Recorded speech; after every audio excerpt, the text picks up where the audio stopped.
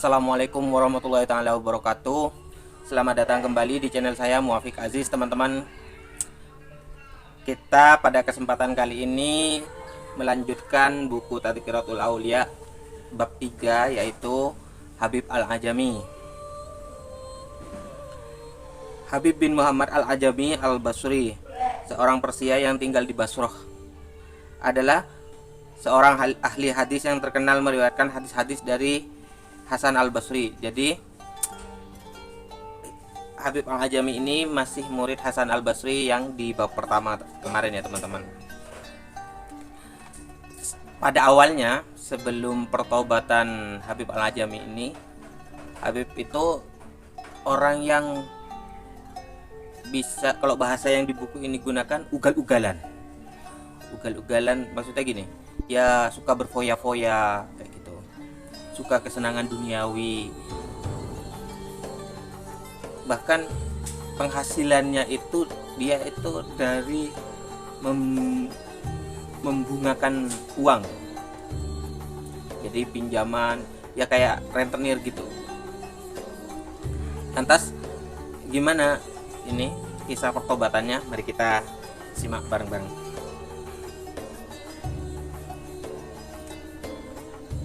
Jadi seperti yang saya bilang tadi ya teman-teman, bahwa Habib ini adalah orang yang suka membungakan uang. Pada suatu hari itu Habib itu berkeliling untuk menagih kepada orang-orang yang punya hutang sama dia. Pada satu rumah, orang yang berhutang sama dia itu sedang tidak ada, yang ada itu hanya istrinya di sana. Si istri bilang, suamiku sedang tidak ada dan kami tidak punya apa-apa untuk diberikan kepadamu,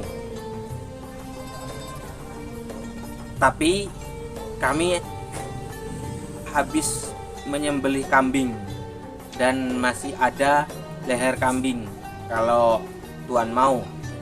Itu kata istrinya kepada Habib. Si Habib pikir, daripada rugi gak dapat apa-apa, oke lah, lumayan leher kambing. Terus si Habib bilang kepada si istri kliennya itu, istri pelanggannya itu, ya udah masak leher kambing itu. Namun si istri jawab lagi, tapi aku nggak punya minyak untuk memasaknya gitu. Terus si Habib berpikir sejenak, oke, aku akan ambil minyak di rumah, tapi minyak itu masuk dalam perhitungan hutang, jadi tetap dibebankan hutang minyaknya gitu. Karena si tuan rumah itu nggak punya minyak gitu. Ya udah, kata si istri pelanggannya itu. Setelah diambilkan minyak, terus dimasaklah leher kambing itu di bejana, di wadah gitu. Nah, setelah masakan kambing ini matang, tiba-tiba datang seorang pengemis perempuan, meminta-minta. Dia minta diberikan makan, tapi langsung seketika diusir sama si Habib. Pergi gitu, kamu ngapain minta-minta? Kalau aku ngasih ke kamu, itu tidak akan membuat kamu jadi kaya, tapi itu bisa membuat saya jadi miskin. Itu kata si Habib. Terus karena sakit hati, si pengemis itu pergi. Dan ketika si istri dari pelanggannya itu mau menghidangkan masakannya, tiba-tiba masakan kambing itu udah menjadi hitam dan menjadi bau. Lalu si istrinya itu berteriak, Habib, apa yang telah kamu lakukan? Ini gara-gara uang ribamu gitu, sama gara-gara penghinaan kamu terhadap pengemis tadi. Lihat masakan ini sekarang. Jadi Habib itu ketika melihat masakan yang udah menjadi hitam dan menjadi bau, padahal baru saja dimasak, wajahnya itu langsung menjadi ngeri. Dia menjadi ketakutan, takut akan balasan apa yang akan menimpanya atas semua perlakuan-perlakuannya, yaitu dari mengusir pengemis tadi atau dari membungakan uang dalam kesehariannya itu. Akhirnya si Habib itu pergi dengan rasa penyesalan yang mendalam. Kebetulan tuh keesokan harinya itu adalah hari Jumat, di mana anak-anak itu banyak bermain. Ketika Habib itu ingin pergi ke suatu perkumpulan di masjid, dia melewati anak-anak itu. Ketika dia melewati anak-anak, si anak-anak kecil itu berteriak pada si Habib, ayo ayo lari, itu ada Habib mau lewat, dia adalah lintah darat, jangan sampai kita ketularan dosa-dosa yang menempel pada dirinya. Itu kata si anak kecil. Mendengar perkataan anak-anak tadi, Habib menjadi semakin sakit dan penyesalannya jadi semakin dalam gitu, jadi semakin sesak di dadanya rasanya. Dan ketika sampai pada satu perkumpulan itu, pada di masjid itu, Habib itu bertobat dan meminta nasihat kepada Hasan Al-Basri. Ketika Hasan Al-Basri melihat apa yang dialami oleh Habib ini, Hasan Al-Basri memberikan nasihat, memberikan harapan, dan menghibur dia, sehingga Hasan Al-Basri itu mampu membuat si Habib ini benar-benar bertobat dan berubah. Ketika dia hendak pergi dari masjid itu, si Habib ini melihat ada seorang warga yang punya hutang sama dia, dan si warga itu berusaha lari dan menghindari si Habib. Terus dipanggil oleh si Habib, jangan lari gitu, sini, dari dulu kamu selalu dari penglihatanku, mulai sekarang aku yang akan lari dari penglihatanmu. Jadi hutangnya itu udah dianggap lunas. Orang-orang yang punya hutang sama Habib itu dianggap lunas, semuanya dianggap lunas. Disuruh bilang sama orang-orang yang punya hutang sama Habib, semuanya lunas. Terus si Habib itu beranjak pulang. Lalu anak-anak yang masih bermain tadi itu, dia masih main-main di tempat yang sama. Terus si anak-anak itu ketika melihat Habib, dia berteriak lagi, ayo ayo lari, lihat ada Habib yang udah bertobat. Sedangkan kita adalah orang-orang yang banyak dosa, nanti debu-debu yang ada pada kita bisa menularinya gitu. Dari situ Habib itu makin tersentuh hatinya.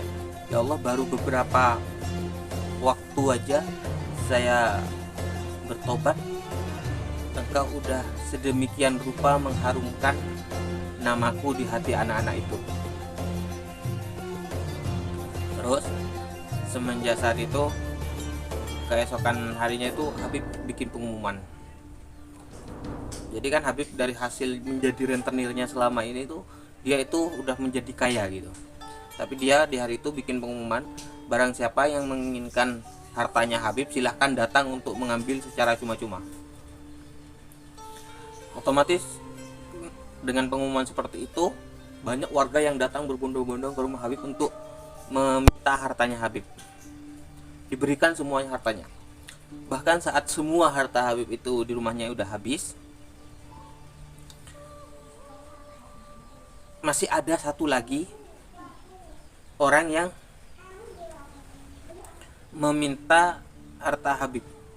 Lalu Habib memberikan salah satu kerudung istrinya kepada si warga yang datang terakhir tadi. Setelah itu ternyata masih ada satu lagi yang datang. Ada satu lagi yang datang, dan ini udah gak ada nih. Akhirnya Habib memberikan bajunya yang sedang dia pakai, sampai badan bagian atasnya kayak gini terbuka. Badan Habib itu bagian atasnya terbuka. Dan setelah itu Habib pergi menyepi untuk bertaubat.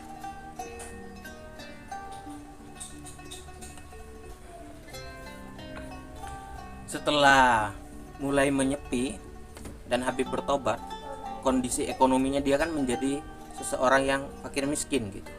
Akan tetapi istrinya itu masih menuntut biaya nafkah dari si Habib.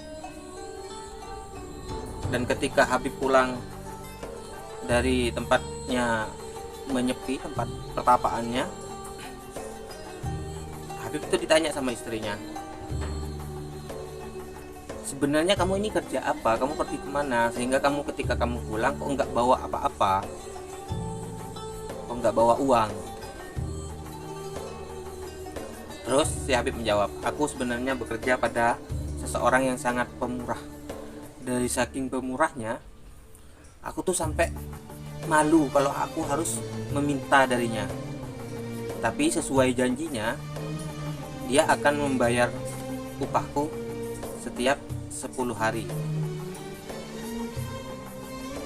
Terus dengan jawaban seperti itu, ya udah, mungkin istrinya berpikir ya udah, mungkin gajiannya setiap 10 hari sekali. Jadi tiap hari Habib pergi ke tempat pertapaannya itu lalu pulang. Nah, sampai pada ketika masuk hari ke-10, si Habib tuh merenung, ini gimana nanti, apa yang akan dia bawa pulang ketika pulang ke rumahnya. Yang mana tanpa disadari, ternyata Gusti Allah itu sudah mengirim utusan, di mana utusan-utusan ini ada yang bawa gandum sepemikul keledai gitu, ya bisa dibilang mungkin katakanlah 2 karung gandum gitu. Terus ada yang bawa minyak, ada yang bawa rempah-rempah, bahkan ada 300 dirham perak. Nah, barang-barang ini dibawa ke rumah Habib sama utusan itu. Dan ketika sampai di rumah Habib, dia mengetuk pintu dan istrinya bertanya, kamu siapa? Aku utusan majikannya Habib, ini untuk bayarannya selama Habib 10 hari bekerja. Jadi di situ setelah istrinya melihat apa yang dibawa oleh pesuruh majikannya Habib ini, wah, baik banget si majikannya Habib ini ternyata. Dan si pesuruh tadi berpesan kepada istrinya, bilang sama Habib, jika dia melipat gandakan jerih payahnya, maka si tuan akan melipat gandakan juga bayarannya. Terus si pesuruhnya tadi pergi.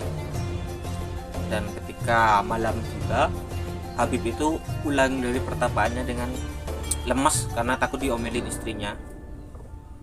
Maksudnya mau bilang apa nanti ke istrinya kalau istrinya nanya gitu, karena udah punya kekhawatiran itu. Namun setelah Habib sampai di rumah, langsung istrinya itu tersenyum dan menyambut kepulangan si Habib. Dan dia langsung bilang, lihat betapa baiknya majikanmu itu, lihat barang-barang yang dia kirim melalui pesuruhnya. Dan ketika Habib melihat itu, hati Habib itu jadi semakin mantap. Dan semenjak saat itu Habib itu sudah memalingkan wajahnya itu sepenuhnya dari harta dunia. Dan selain itu karomah Habib itu, Habib Al-Ajami ini menjadi masyhur di masyarakat dan sering diceritakan waktu itu. Salah satu karomahnya itu, jadi pada suatu waktu Habib itu didatangi oleh seorang ibu-ibu gitu, datang kepada Habib meminta petunjuk karena dia sangat kangen kepada putranya yang sudah lama pergi merantau gitu, terus, dan si ibu itu merasa kangen dan dia sudah nggak bisa menahannya lagi atas perasaan kangen itu. Maka dia datang kepada Habib untuk meminta nasihat, untuk meminta petunjuk, meminta doakan agar putranya cepat pulang.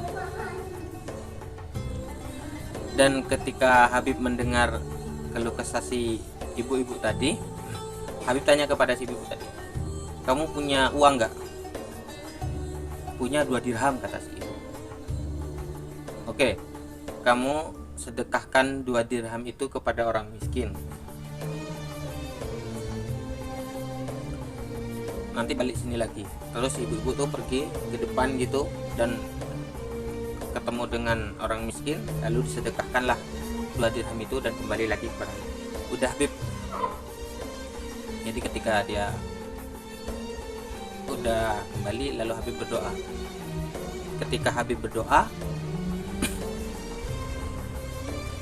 dan selesai berdoa, Habib bilang, udah, sekarang kamu balik, putramu udah kembali. Jadi ketika si ibu-ibu itu mau kembali, belum juga si ibu-ibu itu sampai di rumahnya, masih baru berapa langkah mau balik gitu, si ibu-ibu itu udah melihat anaknya pulang. Lalu disamperin juga sama si Habib kepada anaknya si ibu dan bertanya kepada putranya tersebut, apa yang kamu alami barusan?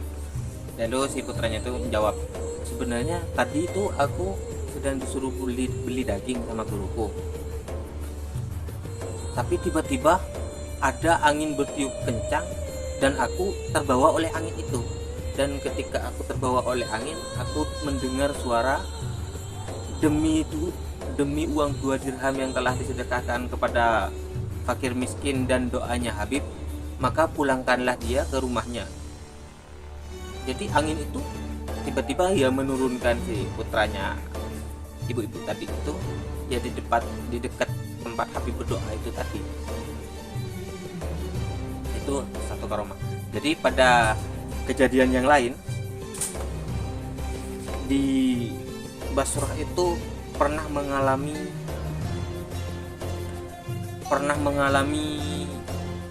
paceklik, sehingga banyak warga yang menderita kelaparan, mereka kekurangan pangan. Ketika musim kurma tiba tapi di sana masih paceklik, si Habib ini dia itu berhutang uang banyak untuk membeli kurma. Jadi kurma itu beli kurma banyak, lalu disedekahkan ke orang-orang miskin. Kurma itu disedekahkan kepada orang miskin untuk dibagi-bagikan. Pokoknya dia membelanjakan komoditas kebutuhan pangan itu untuk diberikan kepada orang miskin. Dan setelah itu hutangnya Habib ini kan jadi banyak.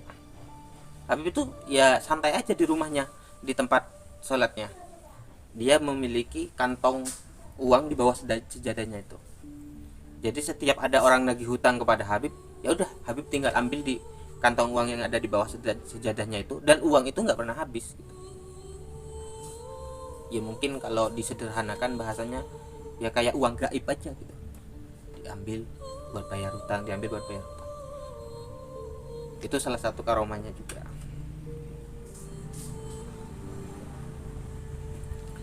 Dan cerita menarik lainnya tentang Habib ini juga, jadi rumahnya Habib itu dekat persimpangan jalan gitu. Dan ketika itu Habib itu sedang mau ambil wudhu, dan Habib itu kan memakai jubah atau mantel yang bagus gitu, mantel bulu gitu yang bagus. Lalu karena dia mau ambil wudhu, terus dia ya buka mantelnya dong. mantelnya dibuka lalu digeletakkan aja begitu aja. Lalu Habib pergi ke kali untuk ambil wudhu ke sungai. Nah, ketika Habib itu sedang ke sungai ambil wudhu, Hasan Al-Basri yang mana dia adalah gurunya sekaligus berteman akrab, guru tapi akrab gitu, sering bercanda gurau dan bahkan mungkin sering ledek-ledekan, itu biasa ya di antara mereka itu, karena udah dari saking akrabnya sering bercanda di antara mereka. Terus si Hasan Al-Basri itu melihat mantelnya si Habib. Alah, si Habib nih kelakuannya, dasar si Habib barbar. Ini dia nungguin mantelnya, mantel kayak gini tuh nggak bisa digeletakin sembarangan, nanti kalau nggak ini bisa diambil orang gitu. Akhirnya si Hasan Al-Basri ini nungguin mantelnya si Habib. Nah, ketika si Habib itu udah balik dari ambil wudhu dari sungai ke tempat mantelnya tadi, si Hasan tuh menegur si Habib, "Bib, kamu tuh gimana sih, mantel kayak gini kamu geletakin sembarangan, ini nanti tuh bisa diambil orang kalau kamu nggak hati-hati. Kamu nitipkan kepada siapa mantel ini?" Itu teguran Hasan kepada Habib. Kalian tahu gimana jawabannya si Habib? "Aku udah menitipkan mantel itu kepada Gusti Allah, lalu Gusti Allah titipkan sama kamu," gitu. Jadi si Hasan Al-Basri itu kalau menurut penjelasan tadi, ya Hasan Al-Basri lewat tadi itu bukan suatu kebetulan, itu emang hatinya digerakkan oleh Gusti Allah lewat situ, terus melihat mantelnya Habib, terus suruh jagain tuh mantelnya Habib. Jadi kayak gitu. Terus kalau nari lainnya ya,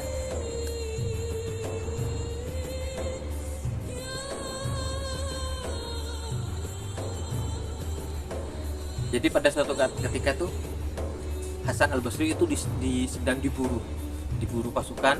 Di sini nggak diceritakan permasalahannya apa, intinya Hasan Al-Basri itu mau ditangkap dan Hasan Al-Basri itu bersembunyi di tempat Habib, bersembunyi di tempat pertapaan Habib. Jadi Habib itu punya kayak gua untuk tempat pertapaannya gitu, untuk kalau dia menyendiri gitu, fokus beribadah. Nah, ketika si pasukan itu datang, dia nanya kepada Habib dong, "Habib, kamu lihat Hasan Al-Basri nggak hari ini?" "Lihat." "Di mana dia?" "Itu dia lagi di dalam." Dia tadi masuk ke tempat pertapaanku. Dicari sama pasukan itu ke dalam guanya si Habib, digeledah semua itu, tapi nggak ketemu. Sampai akhirnya mereka menyerah dan pergi gitu. Mereka itu mengeluh pada Habib, "Nggak ada Hasan di dalam, Bib." Lalu mereka pergi. Ketika para pasukan ini udah pergi, si Hasan ini ngomong sama si Habib, "Kamu ini gimana? Kamu itu murid gak tahu diuntung gitu. Kamu murid kurang ajar gitu. Kok kamu malah bilang kalau aku ada di dalam gitu?" Nah, kata si Habib tuh, "Justru karena aku jujur kepada mereka, makanya kamu selamat. Kalau aku berbohong pada mereka, bisa-bisa kita berdua ini yang ditangkap gitu. Justru karena aku jujur, Allah itu melindungimu gitu." Terus si Hasan Al-Basri itu tanya kepada Habib, "Emang apa yang kamu baca ketika mereka menggeledahku tadi? Aku tuh beberapa kali badan mereka itu menyenggolku, tapi mereka itu nggak bisa melihatku gitu." Kata Habib, "Aku membaca ayat kursi 10 kali, terus aku membaca salawat 10 kali, terus aku membaca la ilaha illallah 10 kali, dan Allah melindungimu." Terus ada kisah lain antara Hasan Al-Basri dengan Habib Al-Ajami ini ya. Jadi pada suatu ketika tuh Hasan Al-Basri itu ingin menyeberangi sungai, karena ingin pergi ke suatu tempat dia harus menyeberangi sungai Tigris. Dia menyusuri tebing, tapi dia tidak melihat perahu. Lalu dia duduk aja di situ nunggu barangkali nanti ada perahu yang mau menyeberang. Namun tiba-tiba si Habib itu datang.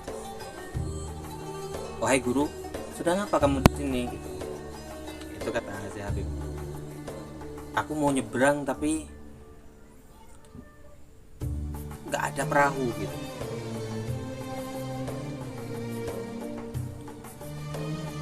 Terus kata Habib gimana? "Guru, apakah yang telah terjadi pada dirimu? Aku telah mempelajari segala hal yang diketahui darimu. Buanglah rasa iri pada orang-orang lain dari dalam dadamu. Tutuplah matamu dari kesenangan-kesenangan dunia.